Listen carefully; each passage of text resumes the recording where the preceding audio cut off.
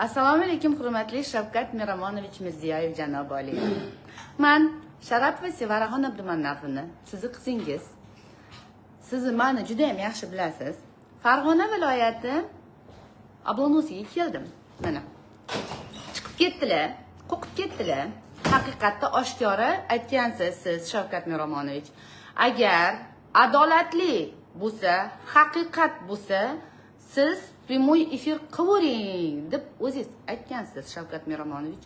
Hammamizga ruxsat bergansiz. Men adolat talab qilyapman.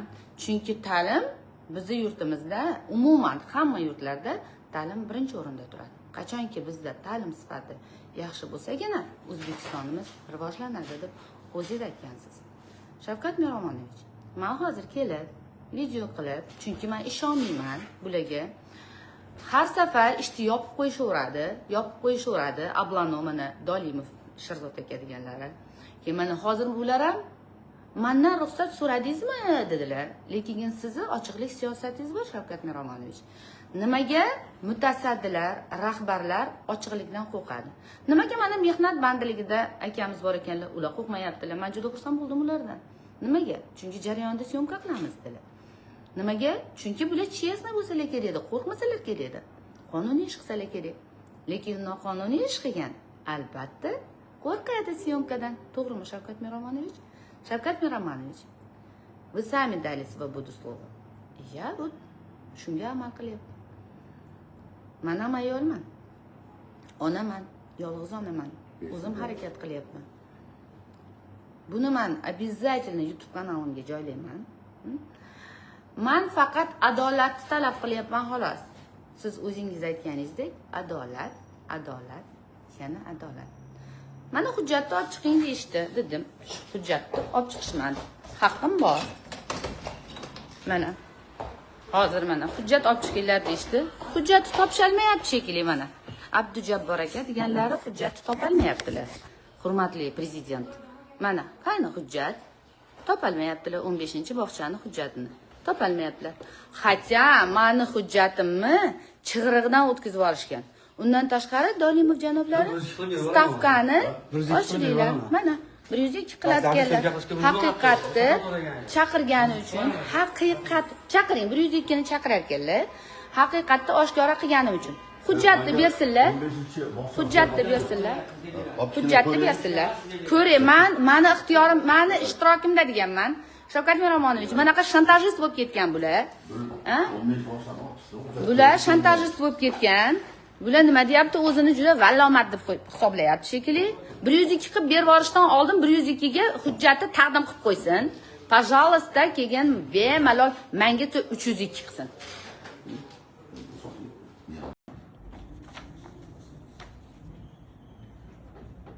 11-dekabr 2020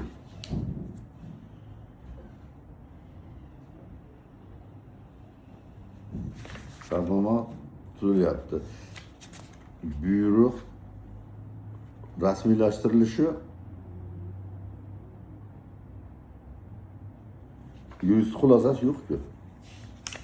Yurist nima uchun xulosa bermaydi bilasizmi? Mana shu yurist nima uchun shtat tashkil qilingan? Mana shu yurist mana shu xodimiga buyruqni qonuniyligini o'rganib, xulosa bersa, mana bu buyruqqa kim ish beruvchi qonuniyligini u yurist emas-ku boshqa. Kim qo'l qo'yish kerak? Dolim qo'l qo'yayotganda mana bu yurist nima qo'l qo'ymaydi degan savol qo'ymadim sizlarga. Demak, birinchidan yurist qo'l qo'ymagan sababi bu odamni ismi marhabmi? Bitta marhabo debsizlar. Mana shartnomada marhabo. Bitta marhabo debsizlar. Mahrob ekan deb o'zi yo'q ekan. Bitta o'zlaring kimni to'ldirganini olib qo'yibdi. Xo'p, bitta ma'lumotni. Endi birinchidan yuridik xulosa bo'lmaganligi uchun buyruqda mutaxassisligi to'ldirilgan bo'lsa, yurist qo'l qo'ymagan. Ikkinchidan yurist qo'l qo'ymasa, buyruq chiqishga ruxsat bermasligi ish beruvchi. Uchinchidan bog'cha mudiraligiga qarangda, kim bo'lib ishlagan? Bunday olib ko'rilib odam olib o'tadi. Savdoda ishlagan, to'g'rimi? Savdoda ishlagan mana. Matbuot savdoda xususiy korxonada sotish ishlagan. xotin-qizlar bo'lim boshlig'i bo'lgan ekan oxirgi paytda. Undan Yo'q, xotin-qizlar bo'lim boshlig'i bo'lmagan. Ya bo'lgan, mana. Maytda obyektivni osmondan yozilmaydi. Ko'rsating. Yo, buni kichik chiqadi bu. Ko'rsating. Bu bor. Keyingisi Rishton tumanidagi Zarkulol MC xususiy korxona rahbarligi ekan. Xususiy korxona rahbarligidan bog'chaga mutaxassis o'rgatishlik. Mutaxassis bo'lmagan xodimlar jalb qilyapsizlar. Hozirgi kunda mana shu opani o'ziga yaxshi tushuntirib, arizasini olishlari kerak. Mutaxassis bo'lmaganligi sababli. O'qituvchi degani o'qituvchini olsa bo'ladi. Chunki bola bog'cha tarbiyalaydi, maktab tarbiyalaydi, o'qitish tarbiyalaydi bizda. Bakalavr bilan oliy ma'lumot bilan tartib yozib qo'ygan, to'g'rimi? Keyingisi albatta menejment sertifikati bo'lsin deb yozib qo'yibdi. Agar bo'lmasa, vaqtincha o'sha o'qituvchini olib qo'yishingiz mumkin. Abjabor, bu yerda birinchidan qabul qilishdan oldin qabul qilgansizlar, mutaxassisligiga qaramagan olgansizlar, hisobchi ekan. Ikkinchidan, bu yer chiqargandan keyin sizlar ijroga qaratish uchun yurist nima qo'l qo'ymaganligiga e'tibor bermagan. Sabab yurist nima qo'l qo'ymaydi? Mutaxassis to'g'ri kelmagan uchun qo'l qo'ymaganda. Chunki buni opani o'ziga to'g'ri yaxshi tushuntirib, polvonlarni o'ziga. Biz bu har bir fuqaro biz uchun fuqaro. Biz O'zbekiston Respublikasi fuqarosi. To'g'ri tushuntirib, to'g'ri qabul qilishimiz kerak.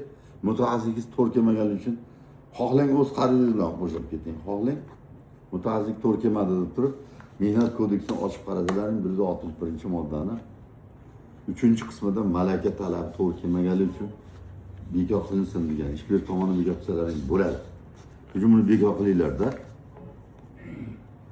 Mutaxassis yo'q bo'lsa, mana sertifikat olguncha haqlisizlar. Ish beruvchi, men sizga majburlanishga haqqim yo'q, bilasiz, juda yaxshi buni.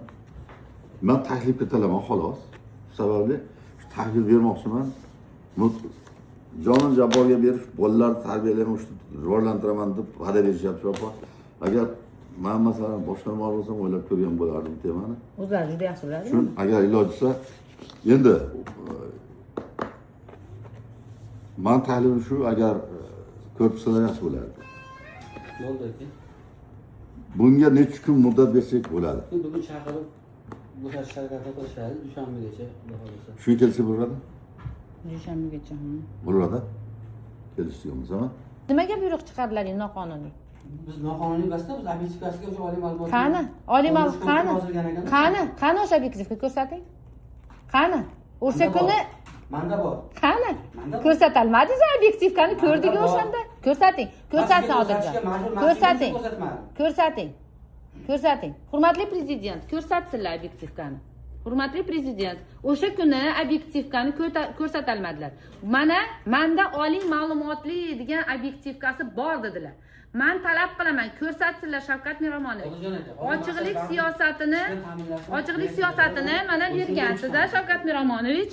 Men xalq qabulxonasidaman. Mana xalq qabulxonasida mana shuncha odam yig'ildi. Ochiqlik siyosatini bergansiz. Mana ochiqlik siyosatini men oddidan baqaman. Ochiqlik siyosatlarga men bergansiz. Mana ochiqlik siyosatini. Bular sizni ham kiritingga ilmas ekan. Qonun yo'q, qonun hamma